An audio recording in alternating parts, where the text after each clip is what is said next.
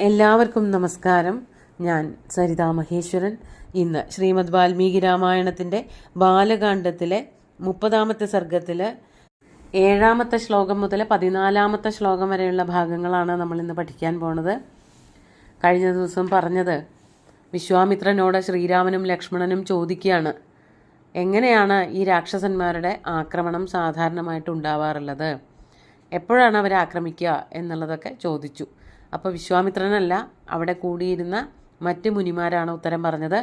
6-7 ദിവസത്തേക്ക്, ഒരാഴ്ച സമയത്തേക്ക് ഒന്ന് കാത്തോളൂ, അതിൻ്റെ ഇടയ്ക്ക് രാക്ഷസന്മാരുടെ ആക്രമണം ഉണ്ടാവും എന്നാണ് സൂചിപ്പിച്ചത്. ഇനി നമുക്ക് ശ്ലോകം നോക്കാം. 7-ാമത്തെ ശ്ലോകം നോക്കാം. അഥ കാലേ ഗതേ തസ്മിൻ ഷഷ്ഠേ ഹനി സമാഗതേ സൗമിത്രിമബ്രവീദ് രാമോ യത്തോ ഭവ സമാഹിത. അഥ കാലേ ഗതേ തസ്മിൻ ഷഷ്ഠേ ഹനി സമാഗതേ. അങ്ങനെ ദിവസങ്ങൾ കഴിഞ്ഞുകൊണ്ടേയിരുന്നു. 1-ാമത്തെ ദിവസം കഴിഞ്ഞു, 2-ാമത്തെ ദിവസം കഴിഞ്ഞു, അങ്ങനെ പതുക്കെ പതുക്കെ 6 പകലുകളും കഴിഞ്ഞു. അതാണ് അഥ കാലേ ഗതേ തസ്മിൻ ഷഷ്ഠേ അഹനി സമാഗതേ.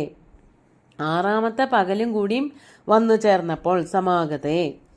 അങ്ങനെ വന്നപ്പോൾ, അതായത് ഈ മുനിമാര് പറഞ്ഞ അവധി കഴിയാണല്ലോ, 6 ദിവസവും കഴിഞ്ഞു, 6-ാമത്തെ ദിവസം തീരാറായി തുടങ്ങി. ആ സമയത്ത് സൗമിത്രിം അബ്രവീദ് രാമോ യത്തോ ഭവ സമാഹിത. അതായത് ശ്രീരാമൻ ലക്ഷ്മണനോട് പറയാണ്, 6 പകലുകൾ കഴിഞ്ഞിരിക്കണു, അതുകൊണ്ട് നീ വളരെ ശ്രദ്ധയോട് കൂടിയിട്ടും സന്നദ്ധനായിട്ടും ഇരിക്കുക. സമാഹിത എന്ന് പറഞ്ഞാൽ വളരെ ശ്രദ്ധയോട് കൂടിയിട്ട്. ഈ സമാഹിത പദത്തിൽ നിന്നൊക്കെയാണ് സമാധി എന്നുള്ള വാക്കൊക്കെ വരണത്. വളരെ ശ്രദ്ധയോട് കൂടിയിട്ടും അതോടൊപ്പം തന്നെ യത്തഹ എന്ന് പറഞ്ഞാൽ ഉത്സാഹത്തോട് കൂടിയിട്ടും, അതായത് ഇവിടെ ഇനി എന്തൊക്കെയാണ് ചെയ്യേണ്ടത് എന്നുള്ള ആ ഒരു മനസാന്നിധ്യത്തോട് കൂടിയിട്ടും ധൈര്യത്തോട് കൂടിയിട്ടുമൊക്കെ വർത്തിച്ചോളൂ. അധികം വൈകാതെ തന്നെ രാക്ഷസന്മാരുടെ പുറപ്പാടുണ്ടാവും എന്നാണ് സൂചിപ്പിക്കുന്നത്. നമുക്ക് 8-ാമത്തെ ശ്ലോകം നോക്കാം.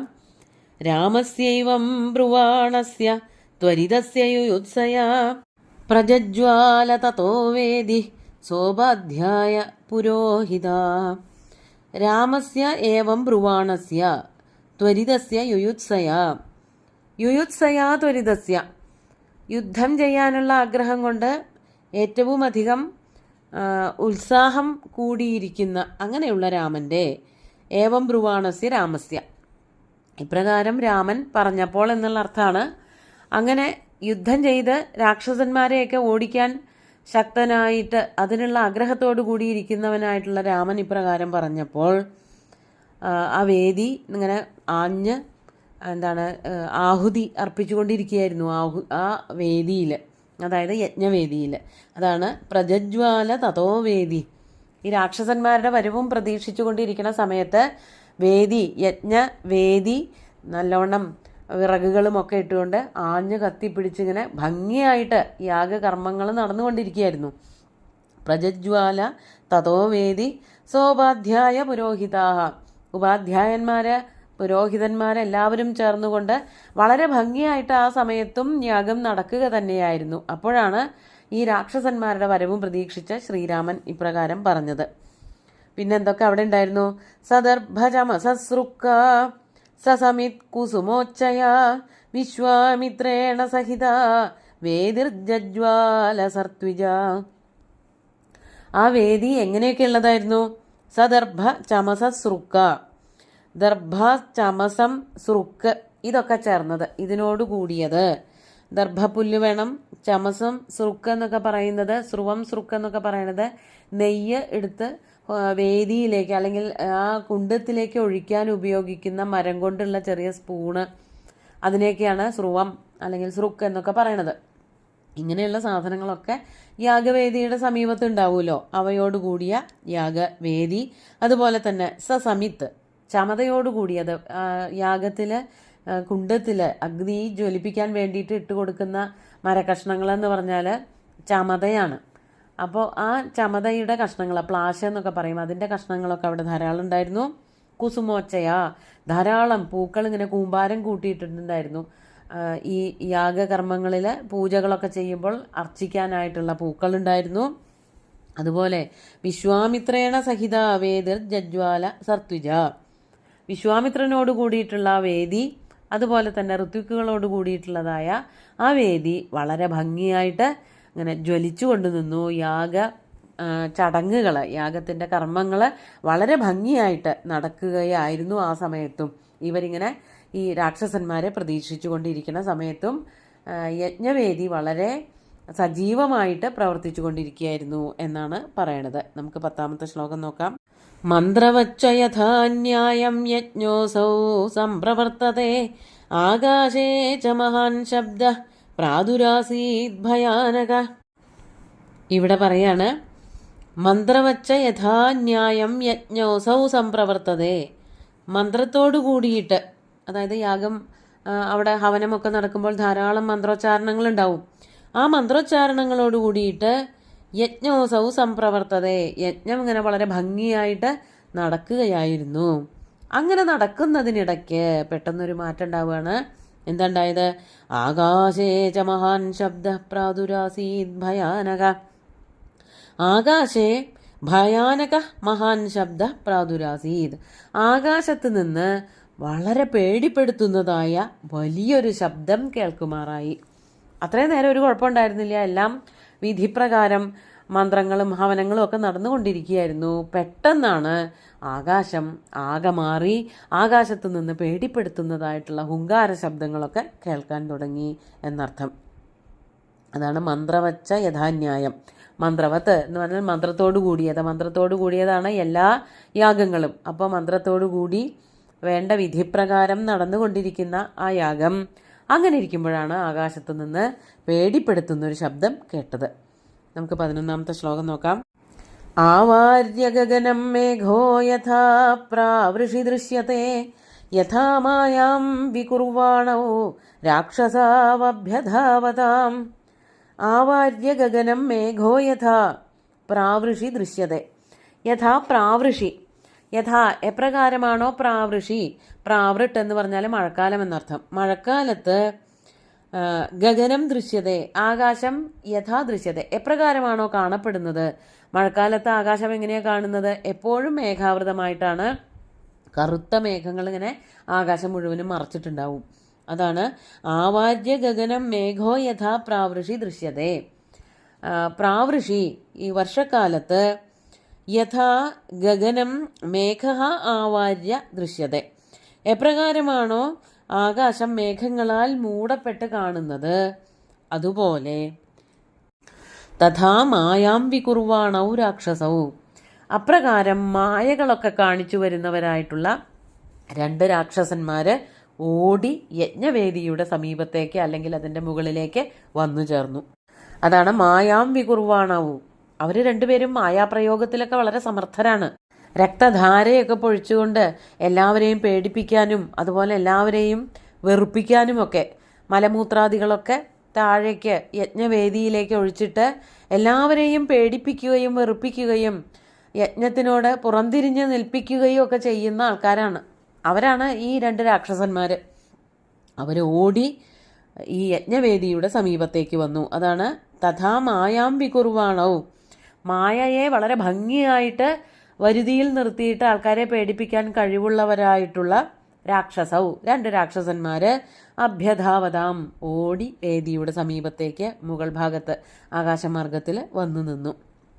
അവരുടെ പേരെന്താണ്? അതാണ് 12ാമത്തെ ശ്ലോകത്തിൽ പറയണത്. മാരീചശ്ച സുബാഹുശ്ച തയോരനുചരാസ്തഥാ ആഗമ്യ ഭീമസങ്കാശ രുധിരൗഘാനവാസൃജൻ. ആ 2 ഭീമന്മാരായിട്ടുള്ള രാക്ഷസന്മാരുടെ പേരായിരുന്നു മാരീചനും സുബാഹുവും. മാരീചശ്ച സുബാഹുശ്ച, മാത്രമല്ല തയോഹോ അനുചരാഹ തഥാ തയോഹോ അനുചരാഹ, അവരുടെ കൂട്ടത്തിൽ കുറേ രാക്ഷസന്മാരുടെ അനുഗമനവും ഉണ്ടായിരുന്നു. ഈ 2 പേര് നേതൃത്വത്തിൽ, ബാക്കി കുറേ രാക്ഷസന്മാർ പിന്നാലെയും. അങ്ങനെ അവരെല്ലാവരും വന്നിട്ട് ആഗമ്യ ഭീമസങ്കാശാഹ, അവർ വളരെ വലിപ്പവും തടിയും ഉയരവും ഒക്കെയുള്ള ആൾക്കാരാണ്. അവരെ ആകാശം മുഴുവനും മറഞ്ഞു നിന്നുകൊണ്ട് എന്തു ചെയ്തു? രുധിരൗഘാൻ, രക്തപ്രവാഹത്തെ താഴേക്ക് ഒഴുക്കി വിട്ടു. അസൃജൻ എന്ന് പറഞ്ഞാൽ സൃഷ്ടിച്ചു.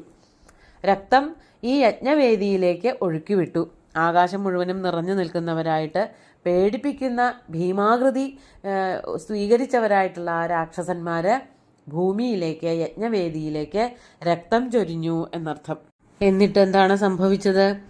താം തേന രുധിരൗഘേണ വേദിം വീക്ഷ്യ സമുക്ഷിതാം സഹസാഭിദ്രുതോ രാമസ്ഥാനപശ്യത്തതോ ദിവി. താം തേന രുധിരൗഘേണ വേദിം വീക്ഷ്യ. തേന രുധിരൗഘേണ താം വേദിം വീക്ഷ്യ. അതാണ് രുധിരൗഘേണ സമുക്ഷിതാം താം വേദിം വീക്ഷ്യ. അപ്രകാരം ഈ രാക്ഷസന്മാരാൽ മുകളിൽ നിന്ന് ഒഴുക്കിവിട്ടതായ രക്തപ്രവാഹത്തിൽ മുങ്ങിക്കിടക്കുന്നതായ ആ യജ്ഞവേദിയെ കണ്ടിട്ട്, അതാണ് തേന രുധിരൗഘേണ, മുകളിൽ നിന്ന് ഒഴുക്കിവിട്ടതായ രുധിരം, രക്തം, ആ രക്തപ്രവാഹത്തിൽ സമുക്ഷിതാം മുങ്ങിപ്പോയതായ താം വേദിം വീക്ഷ്യ, ആ യജ്ഞവേദി കണ്ടിട്ട് സഹസാഭിദ്രുതോ രാമ താൻ അപശ്യത്തതോ ദിവി, പെട്ടെന്ന് ഈ എവിടെ നിന്നാണോ രക്തം വന്നത് അവിടേക്ക് ഓടി അങ്ങോട്ട് ചെന്നു ശ്രീരാമൻ. അതാണ് സഹസാ അഭിദ്രുത രാമ, സഹസാ രാമ അഭിദ്രുത, പെട്ടെന്ന് തന്നെ അവിടേക്ക് രാമൻ ഓടി വന്നു. താൻ ദിവി അപശ്യത്, തതോ താൻ ദിവി അപശ്യത്, അപ്പോൾ തന്നെ ആ രണ്ട് രാക്ഷസന്മാരെ, മാരീചനെയും സുബാഹുവിനെയും ആകാശത്ത് കാണുകയും ചെയ്തു. അപ്പോൾ അവരുടെ നേതൃത്വത്തിലെ രാക്ഷസന്മാരാണ് ഈ ഭൂമിയിലേക്ക് രക്തപ്രവാഹം ചൊരിഞ്ഞത് എന്നുള്ളത് ശ്രീരാമന് മനസ്സിലായി. നമുക്ക് 14ാമത്തെ ശ്ലോകം കൂടി നോക്കാം. താവാപതന്തൗ സഹസാ ദൃഷ്ട്വാ രാജീവലോചന ലക്ഷ്മണം ത്വഭിസംപ്രേക്ഷ്യ രാമോ വചനമബ്രവീത്. താവാപതന്തൗ സഹസാ ദൃഷ്ട്വാ രാജീവലോചന, ആ രാജീവലോചനനായിട്ടുള്ള ശ്രീരാമൻ, താമരക്കണ്ണനായിട്ടുള്ള, രാജീവം എന്ന് പറഞ്ഞാൽ താമരയാണ്, താമരയുടെ ഇതൾ പോലെയുള്ള കണ്ണുകളോട് കൂടിയ ശ്രീരാമൻ. താവാപതന്തൗ, താവാപതന്തൗ എന്ന് വെച്ചാൽ അവർ രണ്ടുപേരും താഴത്തേക്ക്, ആകാശമാർഗത്തിൽ നിന്നുള്ള ആക്രമണങ്ങളൊക്കെ കഴിഞ്ഞിട്ട് അവർ താഴത്തേക്ക് ഇറങ്ങി വരുന്നത് കണ്ടിട്ട്, ആപതന്തൗ സഹസാ ദൃഷ്ട്വ, പെട്ടെന്ന് തന്നെ അവർ താഴത്തേക്ക് ഇറങ്ങി വരുന്നുണ്ട് എന്നുള്ളത് കണ്ടിട്ട് മനസ്സിലാക്കിയിട്ട്, ലക്ഷ്മണം ത്വ അഭിസംപ്രേക്ഷ്യ രാമോ വചനമബ്രവീത്, ലക്ഷ്മണനോടായിക്കൊണ്ട്, ലക്ഷ്മണം തു അഭിസംപ്രേക്ഷ്യ, ലക്ഷ്മണനെ നോക്കിക്കൊണ്ട് രാമ വചനമബ്രവീത്, ശ്രീരാമൻ ഇപ്രകാരം പറഞ്ഞു. അതായത്, അല്ലയോ ലക്ഷ്മണ, നീ കണ്ടോളൂ എന്ന് പറഞ്ഞുകൊണ്ട് കുറച്ച് കാര്യങ്ങൾ, ഇപ്പോൾ നടക്കാൻ പോണ കുറച്ച് കാര്യങ്ങൾ ഞാനിപ്പോൾ പറയാം, നീ അതനുസരിച്ച് തന്നെയല്ലേ ഇവിടെ നടക്കുന്നത് എന്നുള്ളത് ഒന്ന് ഉറപ്പിച്ചോളൂ എന്ന് പറയാണ് ശ്രീരാമൻ. അതാണ് ലക്ഷ്മണം ത്വ അഭിസംപ്രേക്ഷ്യ, ലക്ഷ്മണനെ വിളിച്ചുകൊണ്ട് രാമൻ കുറച്ച് കാര്യങ്ങൾ പറഞ്ഞു കൊടുത്തു എന്നർത്ഥം. അതെന്താ പറയണത് എന്നുള്ളത് അടുത്ത ദിവസം നോക്കാം. ഇന്നത്തെ ശ്ലോകങ്ങൾ ഒന്നുകൂടി ചൊല്ലി നോക്കാം. അഥ കാലേ ഗതേ തസ്മിൻ ഷഷ്ഠേ ഹനി സമാഗതേ സൗമിത്രിമബ്രവീദ് രാമോ യത്തോ ഭവസമാഹിത രാമസ്യൈവം ബ്രുവാണസ്യ ത്വരിതസ്യ യുയുത്സയാ പ്രജജ്വാല തതോ വേദി സോപാധ്യായ പുരോഹിത സദർഭജമസസൃക്കാ സസമിത് കുസുമോച്ചയാ വിശ്വാമിത്രേണ സഹിതാ വേദിർജ്ജ്വാല സർത്വിജ മന്ത്രവച്ച യഥാ ന്യായം യജ്ഞോസൗ സംപ്രവർത്തതേ ആകാശേ ച മഹാൻ ശബ്ദഃ പ്രാദുരാസീത് ഭയാനക ആവാദ്യ ഗഗനം മേഘോ യഥാ പ്രാവൃഷി ദൃശ്യത്തെ തഥാ മായാം വികുർവാണോ രാക്ഷസാവഭ്യധാവതാം മാരീചശ്ച സുബാഹുശ്ച തയോരനുചരാസ്തഥാ ആഗമ്യ ഭീമസങ്കാശ രുധിരൗഘാനവാസൃജൻ താം തേന രുധിരൗഘേണ വേദിം വീക്ഷ്യ സമുക്ഷിതാം സഹസാഭിദ്രുതോ രാമസ്ഥാനപശ്യത്തതോ ദിവി താവാപതന്തൗ സഹസാ ദൃഷ്ട്വാ രാജീവലോചന ലക്ഷ്മണം ത്വഭിസംപ്രേക്ഷ്യ രാമോ വചനമബ്രവീത്. അങ്ങനെ ലക്ഷ്മണനോട് പറയാണ് തനിക്ക് ഈ രാക്ഷസന്മാരെ വധിക്കുക എന്നുള്ളത് വലിയൊരു ലക്ഷ്യമാണ്, അത് ഞാനിപ്പോൾ തന്നെ ചെയ്യാൻ പോവുകയാണ് എന്ന് പറയാണ്. കഴിഞ്ഞ ശ്ലോകത്തിൽ 8ാമത്തെ ശ്ലോകത്തിൽ സർത്വിജഹ എന്നൊരു വാക്ക് പറഞ്ഞിട്ടുണ്ട്, അതിൻ്റെ അർത്ഥം പറഞ്ഞിട്ടില്ല എന്ന് തോന്നി. ഋത്വിജഹ, ഋത്വിക്കുകളോട് കൂടിയ, അതായത് വിശ്വാമിത്രനോട് കൂടിയിട്ട് ആ വേദി ജ്വലിച്ചു, ഋത്വിക്കുകളോട് കൂടിയ വേദിയും ജ്വലിച്ചു. അതായത് വിശ്വാമിത്രനും ഋത്വിക്കുകളൊക്കെ ചുറ്റും കൂടി ഇരുന്നിട്ടാണ് യാഗവേദിയിലേക്ക് ഓരോന്ന് ഹവിസർപ്പിക്കണത്, മറ്റു പലതും അർപ്പിക്കണത്. അങ്ങനെ യാഗം വളരെ ഭംഗിയായിട്ട് ജ്വലിച്ചു കൊണ്ടിരിക്കുമ്പോഴാണ് ആകാശത്ത് നിന്ന് വലിയൊരു ശബ്ദമുണ്ടായത് എന്ന് പറയാനാണ്. ഞാൻ വിട്ടുപോയോ സംശയമുണ്ട്, അതുകൊണ്ട് കൂട്ടിച്ചേർത്തതാണ്. സുന്ദരമായിട്ടുള്ള ശ്ലോകങ്ങൾ ഭഗവാൻ ശ്രീരാമചന്ദ്രൻ്റെ കാൽക്കൽ അർപ്പിച്ചുകൊണ്ട് ഗുരുവായൂരപ്പനെ സാഷ്ടാംഗം നമസ്കരിച്ചുകൊണ്ട് എല്ലാവർക്കും ശുഭദിനം നേർന്നു നിർത്തട്ടെ. നന്ദി.